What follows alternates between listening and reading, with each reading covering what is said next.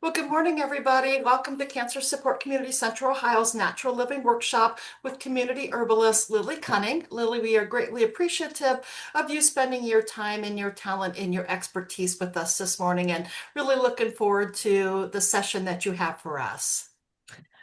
Well, wonderful. Yeah, always happy to be here. Excited to be here. Today we're talking about the summer months, herbalism for the summer, and natural products that you can use in lieu of some of the ones that may be more problematic chemically. So let's go ahead and dive on in. Let me share my screen real quick. There we go. Everybody see it? Yeah, great. All right. So the goal is to have fun in the sun by making informed choices about the products that you use in the summertime. Excuse me, my cat is here and she is shedding like crazy and it seems to be like going up my nose. Sorry about that. Okay.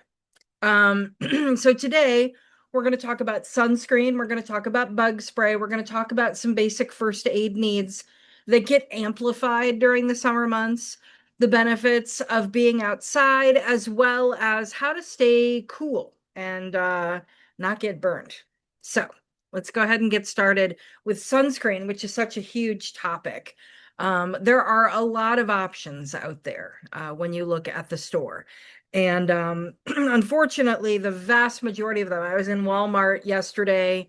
I forget what I was picking up, but I passed the display of all the sunscreens, and there was somebody sort of mulling over their choices.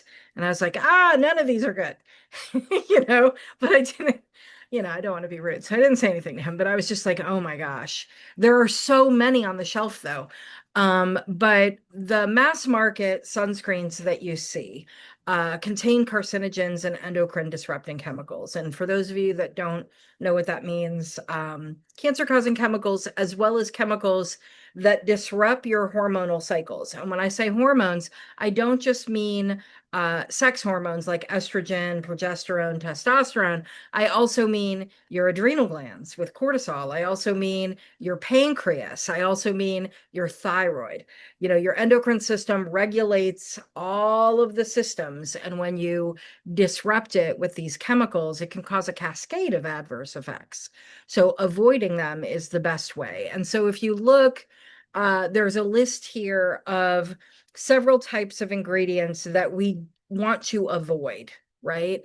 And if you have a commercial sunscreen in your house, I will be sending you this slide deck through Darlene today, and you can compare these ingredients to what's in your formula. Um, I will say that anything that's over 30 SPF definitely contains these chemicals, because those chemical sunscreens, first of all, don't block both UVA and UVB, which renders them a little, you know, less relevant. But also, in order to get those, they have to use these particular chemicals, which are the cheaper chemicals that they use to achieve higher SPF. But I want to tell you, higher SPF is a marketing tool. It's not really helpful. You still have to reapply as much as you would a 30 SPF. So why bother? And a lot of the brands that are out there, including some natural brands like Neutrogena or Aveeno, have had recent recalls because of problems. And so it's just not worth it. And frankly, most of them are packaged in plastic, which, as we now know, plastic is a problem, right? When we package food or body care products in plastic, we are consuming microplastics. It's just inevitable. So avoiding as much plastic as possible is a good idea. All right. So what should you look for? Like, yes, there's plenty to avoid, but what should you look for? 30 SPF or lower, because that means that it is a mineral based sunscreen. Now, you don't want titanium oxide, that is a carcinogen. Zinc oxide is what you want. And zinc oxide should be big enough particles that they're called non-nanoparticle. The reason we say that is that if you get them too small, then they enter like pores and follicles, and that's not what we want. What we want is particles that are big enough to lay on the surface of the skin. When you apply a mineral-based sunscreen, first it's white, and then you rub it in until it's clear. And what you're doing is you're taking all of the applicator type ingredients like the oils and the water and the lotion part of it, and you're letting that absorb into the skin, and the zinc oxide will stay on the surface of your skin like little mirrors, and they reflect the sun. And that is how they work, right? They bounce the sun off of your skin. And so non-nanoparticle minerals are important. You want as little ingredients as possible because really what you need is zinc oxide and a way to apply zinc oxide to your skin. My sunscreen called Beau Soleil is 5 ingredients and they're all pronounceable, right? So what you want is something that does not have, alphabet soup kind of ingredients. You also want to avoid anything with fragrance or the French word parfum, because in the United States, those words are considered proprietary formulas, and the companies don't have to disclose what's in that ingredient list. Because it's proprietary. Now, here's what's happening is that it's not just, there's no requirements of what you can call fragrance. So rather than reformulating without parabens, because I know a lot of people are on the lookout for parabens these days, what they do is they just tuck that into their fragrance formula. They can even say that it's paraben free because it's no longer disclosed on the label. And it's just under fragrance. So they don't have to spend money because every time they reformulate, they have to submit that formula to the FDA for official approval, to release it. And so it's much cheaper just to print new labels, print new bottles. It's the exact same formula. They didn't change a thing. They just rolled it right into fragrance. The other thing to note, especially in the natural products, is avoiding any citrus essential oils applying to your skin when you're going out into the sun. There may be some sunscreens out there that use citrus essential oils, and depending on how those essential oils were made, they could be really phototoxic, meaning you increase exponentially your risk for skin cancer. So, just avoiding citrus essential oils on the skin during the times that you're going to have sun exposure is super important. And I forgot to mention, as we go along, if a question occurs to you, go ahead and drop it in the chat and I will get to them after the presentation. Or, once I'm done with the presentation, you can also unmute at that point and ask your question as well. But in order not to lose your question, you could definitely just drop it in the chat. All right. And you will be getting a copy of this deck, which has embedded links like these.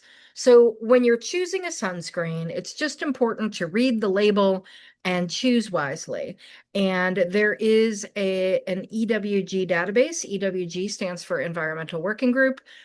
They are a nonprofit organization that works to detoxify our lives, right? So they have a database for sunscreen. They have a database for tap water throughout the United States. They have a database on clean cosmetics and body care called Skin Deep.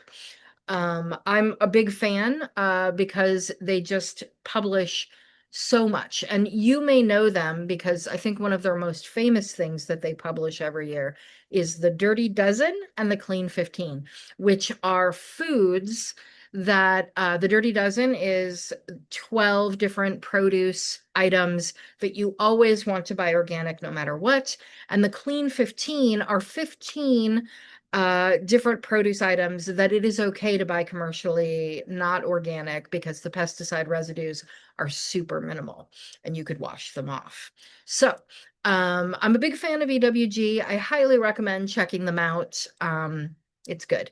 And I also wanted to make a pitch for some of the more long-term ways to stay safe in the sun. So a big hat, a big floppy hat, is really great for being out in the garden, going hiking, going to the beach. Buying some SPF clothing will also help you. That way you just apply sunscreen to like your face or, your hands or whatever. The SPF clothing can cover large parts of your body and it's usable from year to year, unlike sunscreen. I want to let you know that every sunscreen you buy, no matter which one it is, you do not want to use it multiple years in a row. You want to use it for that season and then discard what you don't use. For mineral sunscreens, especially, what happens is as the zinc oxide sits in the lotion formula for more than a few months, it starts distorting its shape, right? Because it's just a mineral flake. Um, and then it loses its effectiveness of laying flat on your skin. So it's always good to just buy sunscreen for that season, discard it at the end of the season, and then buy it again the following year. And of course, shade. And you can bring your own shade with an umbrella or a tent. The last time I went to a beach, we had a little tent that we erected in the sand, and it was really lovely to just take a break in there and eat our picnic lunch and stay out of the sun. So those are also great options for staying safe in the sun. But let's move on to bug spray. So there are a lot of chemicals in bug spray, and we're going to talk about them. But the reason that you want to always apply bug spray when you're outside for a period of time is because mosquito and tick bites, when I was growing up, they were just annoying and icky, right? Like you didn't like the idea of something coming along and sucking your blood. Well, it's no longer just gross. You have lots of diseases that you can be infected with if you are bitten by a mosquito or a tick. And so preventing them from biting you is important. And these are, all these that I put here are no longer just tropical diseases. People in the United States are getting infected with debilitating diseases daily from mosquitoes and ticks. So, um, what do you want to look for? There are a lot of bug sprays out there commercially as well, but they include ingredients like picaridin and DEET, and these are toxic. DEET is a neurotoxin. It's banned in the EU. It's still used here. Like they try and make it sound like they're the big guns, like, oh, deep woods contains DEET, no, we don't want to use that. And we certainly don't want to use, the big two, right? And so what do you use? I make a bug spray that is all natural. It's a combination of herbalism and aromatherapy combined. And there are lab studies. It's not like there are no scientifically validated alternatives. My favorite thing that I add to my bug spray is lemon eucalyptus, which is a type of eucalyptus. The round leaves are Eucalyptus globulus. This is Eucalyptus citriodora. And it is more effective than DEET on mosquitoes. So there is a creepy YouTube video that you could totally watch if you're interested. And it's this big box, like a plexiglass box full of mosquitoes, and they have people stick their arms in them. So they did one with nothing, and of course the mosquitoes swarmed the arm and started biting. And then they did one with DEET, right? A formula that used DEET as its main ingredient, and it repelled some insects, absolutely. And then they did one with a lemon eucalyptus, and it was so profound, the difference and the efficacy of lemon eucalyptus. It is more effective than DEET in lab studies. Another ingredient that I use in my bug spray is rose geranium, and it is super effective against ticks. Ticks just do not like that smell. And I will say natural bug sprays work by changing what you smell like, because those insects find you by the smell of your blood, right? And so what we want to do is we want to change that smell. And so rose geranium is very potent, so is lemon eucalyptus, and so are all the other herbs and essential oils that are in the blend that I use, called Bug Off. It's um, it's really effective. Yesterday, I was teaching a class here in Tiffin, and we were going on a wild crafting hike, and we were going into the woods. And I brought it because I was afraid that some of the students didn't bring any insect repellent, and I was correct. So we all got to use it, and we went deep into the woods, and it was super helpful. Um, so yeah, so there are other ways also that you can repel insects in addition to a repellent, right?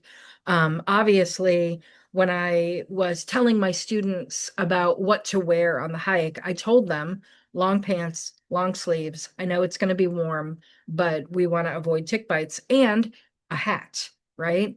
Um, so we were doing that. Not all students listened, and they were bitten a little bit more than others, but wearing the appropriate clothing, masking the scent of your blood with an insect repellent. If you spend long time outside, like on a back patio or something, you can plant stinky plants that the bugs don't like around the periphery of your patio each year to keep the bugs away, especially the ticks.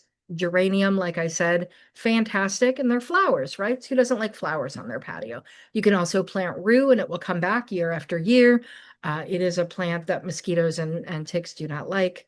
And you can bitter the smell of your blood by upping your B vitamins and taking digestive bitters, which is good for your digestion as well. So if you have any kind of digestive issues, taking bitters is beneficial, but it also helps bitter your blood. And vitamin B12, my favorite way to get it is when I make popcorn. I put nutritional yeast on my popcorn. Nutritional yeast is high in all of the B vitamins, and it makes it so that the bugs just really don't think I taste good. So, yay! And it also gives you energy. B vitamins are good for you. So, definitely think about that. All right. Let's talk about some first aid needs that become more pronounced in the summer. So as we get outside, we're much more likely to get cuts and scrapes. Having a way to naturally treat cuts and scrapes, both healing the wounds and also preventing infection is super important. So things like Boo Boo Balm are much nicer than, Neosporin or other kinds of petroleum-based products. Those ointments and creams definitely contain petrochemicals, which I don't like putting on my body. And you want to make sure that, it also has wound healing properties. Neosporin is just an antimicrobial, but Boo Boo Balm, also helps to heal the skin faster. Also, we tend to be around fire a lot more in the summer, even though it's hot. We have barbecues and campfires, and there's much more of a potential for getting burned. And so, keeping a burn salve on hand that not only treats the skin damage that happened, but also is like instantly cooling so that, your pain is relieved is super important. And of course, we have poison plants, ivy, sumac, oak, and you really want to stock up on soap. That is poison ivy soap and poison ivy salve. You can treat small patches with the salve. With if you have a really big case, you want to use the soap to get those oils off of your skin, because as you scratch and are irritated, you're just spreading it. The other thing I like about using the salve is if you're going to an area where there's going to be poison ivy and you may touch it, like let's say you're gardening for a new plot, right? You're going to be pulling things out, and poison ivy tends to live on the periphery where the wild meets the not wild. They're border guardians, and so you're much more likely to encounter it when you're weeding a fresh plot. You can actually apply the salve above your glove line, so that you have an extra layer of protection to keep you from coming in contact with the oils that cause the rash. So let's talk about why we want to get outside, though. I don't want to use this presentation to keep you from going outside, because going outside is of benefit to you. There are so many benefits to being outside. First of all, uh, fresh air. Indoor air pollution is higher than outdoor air pollution in the United States. So getting fresher air into your lungs. Sunshine gives you vitamin D, right? And believe me, if you've ever wintered in Ohio, you know how important it is to get your vitamin D while you can. Being in nature where you can't hear human activity lessens anxiety and depression. This is clinically proven. And so, going out for a walk amongst the green is super great. And if you get to hear bird song, it's even better because it reduces cortisol spikes in the body. In Japan, they call this Shinrin Yoku, forest bathing, and it's prescribed by doctors for people that have a chronic condition. They're overcoming a large health issue, just getting out and being in nature. You don't have to be athletic about it. You can get there and sit on a bench and just listen to the bird song, feel the sun on your face, feel the breeze, and just be there. It is definitely beneficial. So I am Lily Cunning. My company is Haven Herbs. I do wellness consultations as well as classes and selling items. There's me teaching a class on fire cider in Columbus. And then if you join the email list, which there's a link there, not only do you get a discount on your first order or consult, I will let you know what classes are coming up. I will be in Columbus at the Home and Garden Show in August, and I teach in Perrysburg and Tiffin, and I sometimes get invited to come back down to Columbus. So I would love to keep you informed about that. And one thing I wanted to say is anyone who takes any of my classes is welcome to join my student community. It's an online forum for people interested in herbalism, and there are multiple channels, one on gardening, one on foraging, right? There's even a channel for students that come to me through Cancer Support Community in the Victory Center. So people who are surviving cancer or caring for someone with cancer. And so having that kind of support network is always really great online as well as in person at Cancer Support Community. So with that, I will stop my share. We are about midway, so I want to make sure that I leave time for your questions. And I see that there is one in the chat.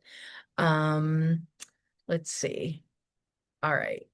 Uh, Ileana says, sorry, I missed it. Were you saying no zinc oxide formulas? No, what I said was no titanium oxide formulas. Some formulas contain both zinc and titanium oxide, but what you want is the SPF coming only from zinc oxide, no titanium oxide because it is a carcinogen, as well as all of those chemicals that I listed. Like I said, you will be getting the slide deck, so that you can compare them to any products that are currently in your home. But yeah, what you want is a non-nanoparticle zinc oxide sunscreen, if that makes sense. So now is the time you can unmute and ask your question, or if you're shy, you can put it in the chat. I am happy to answer any and all your questions. And if you're new to this session, I teach once a month for Cancer Support Community. I see Winnie is unmuted. Hello, Winnie. Hi. Did have a question. The lemon eucalyptus, is that actually a plant or do you combine things? No. Lemon eucalyptus is Eucalyptus citriodora. That's its botanical name. And it smells very citrusy. Yes. Okay. Yeah. Okay. Thank you. And so if you're looking to maybe make your own, definitely make sure that the eucalyptus that you buy is not radiata or globulus, but citriodora, because that's the one you want. And there are so many different kinds of eucalyptus. I had Yeah. no idea before I started making sunscreen how many varieties of eucalyptus, because it's not native here, right? Uh-huh. And so I just didn't learn about it when I was in herb school. Good. Thank you. Yeah. Um, I- so next month, oh, Ileana, you unmuted. Yeah, I have a question. I've heard before of doing nutritional yeast on popcorn, Yeah. but a little silly. How do I get it to stick to it or attach to it? Like, So most people, butter their popcorn. So you want to do that first. And if you don't want to use butter, you can use a little bit of olive oil, just tossing it in there. And then, okay, yeah, it sticks. And one thing, I tend to use a lot of nutritional yeast because I like the taste. I like it. So often if, there's some kernels there that it didn't stick to, I usually have a little bit at the bottom of my bowl and I will swipe it through and then eat it because it's delicious. I've done that too. Okay, thank you. Yeah, you bet. So Lily, Um, not only on a popcorn do I like to use a nutritional yeast, but I like to use it as a baked potato topper. Oh yeah, Yes. yeah. I like it on broccoli as well. It tastes delicious on broccoli. You know how a lot of people, the way that they eat broccoli is they make a cheese sauce? Well, nutritional yeast is one of the ingredients in vegan cheese alternatives. Usually cashew milk and nutritional yeast and some things like that are used to make like a vegan cheese sauce. So it's very cheesy, nutty, delicious on broccoli as well. Yeah. Lily, how do you feel about the spray butter? When she was talking about making it stick, that's what I've been using on my popcorn. I use the spray butter Uh-huh. very lightly, and then use the nutritional yeast on it. Is the spray butters a safe alternative, or? I'm not a big fan of aerosol sprays in general. They require propellant to get them out of the jar. So, I mean, I know a lot of people use cooking sprays. I do not. Um, I have a little butter melter that I use and I trickle it on. And I also, when I'm like, greasing a pan, like when I make banana bread, I'll just take the wrapper of the butter that's left Mhm. over and just Yeah. use the wrapper to grease my pan. Yeah. And that makes a really fine coating. It's not like a ton of, Yeah. blobs of butter or anything. Yeah. And butter is good for you. I know people are, they try all kinds of alternatives or whatever, but the alternatives are not nearly as healthy as butter. And so, it's not like I recommend putting it on everything, but if you're making popcorn, Yeah. go for Gotcha. it. Ah, So we still have a little bit of time. I kind of went through that pretty fast, but I am happy to answer questions. And I also wanted to let you know that next month we're doing natural medicine cabinet, I think, which means, not just the first aid stuff and the go-to remedies, things people take for headaches or acid reflux or anything, but also the body care that we tend to put in there, toothpaste and um, you know, uh my mind is blanking, lotions and all kinds of things that we tend to keep in our medicine cabinet that we use on the regular. So we're going to be talking about a lot of those and alternatives to them because like I said, indoor pollution is bigger than outdoor pollution, which is pretty phenomenal given that you know, companies like you pass the smokestacks and you know what's going on. We tend to bring in so much into our homes, not understanding that a lot of these are toxins if we look under our kitchen sink or in our garage or in our bathroom, there are a lot of things that we should probably swap out to detoxify our home. So that's what we'll be talking about. We'll be focusing on the medicine cabinet. And I do other ones too, about this. So if you are interested in any of those topics, let Darlene know, because she's going to let me know when we're planning our next sessions, and then I can add topics for sure. And I also want to say, like, if I answered all your questions about summer stuff, if you have an herbalist question or a holistic wellness question, I'm also happy to answer those. Yeah. Your boo-boo balm. I Yeah. have you said it isn't like, it doesn't have petroleum, right? Correct. Okay. And what kind of a healing property does it have? So the herbs in there have two purposes. So there are herbs that soothe and heal the skin, right? So making the scab go away faster, rejuvenating those skin cells. And it has antimicrobial properties because we don't want to have an infection that gets worse. So one of the skin healers in there is comfrey. And comfrey is so quick at healing soft tissue that anytime I put it in a formula for that, I have to make sure I have pretty profound antimicrobials, because you certainly don't want to seal in infection, right? And make it worse. So yeah, it's got antimicrobial herbs as well as skin healing herbs. And it Yeah. is not petroleum at all. Yeah. Well, my son who works in landscape, I'm thinking of a birthday box for him, and I'm thinking bug Oh. spray, the boo-boo balm, the poison ivy soap, all good things that he is constantly buying Oh, on. I bet. Yeah. These would be so much better for him. Yeah. Thank For you. sure. Yeah, you bet. Very happy to be of service.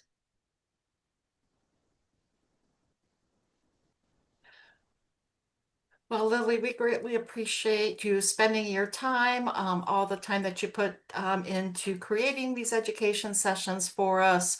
And as Lily said, I mean, we're already at the end of July, so it'll be soon that we need to start planning 2027. So if you have any topic, please let me know. I am more than happy to pass those on to Lily. And then when we send out the PowerPoint presentation that she used today, her contact information will be on there, and you can reach out to her directly of saying, hey, with Cancer Support Community, Central Ohio, I'd like to really know more about, and then she will have that information as well. Yeah, and please join the student community. It is free. I'm on there every week answering questions and posting resources. And some of my ongoing classes have their own threads, like the one that I taught yesterday, the one that went on a hike. Like, they have their own channel, but all students have multiple channels that they can be a part of. So That's awesome. The Thank the you. student community, is that on you access that through your website? yeah, so there is a link in the slide deck that says join the student community. I saw You that. can Okay. access it directly from there. And yeah, I'm happy to have you. And I would love for folks from Cancer Support Community and the Victory Center to mingle, because y'all have conditions in common, but also you're all in Ohio. So, great resource. Yeah. Cool. Thank you. Oh, thank you. You're very welcome. So we'll see you in August for Natural Medicine Cabinet. And anytime you have a question, just shoot me an email. Happy to respond. Thanks Thank again, you. Lily. Have a wonderful day, everybody. Yeah, Thanks you so much. too. You all too.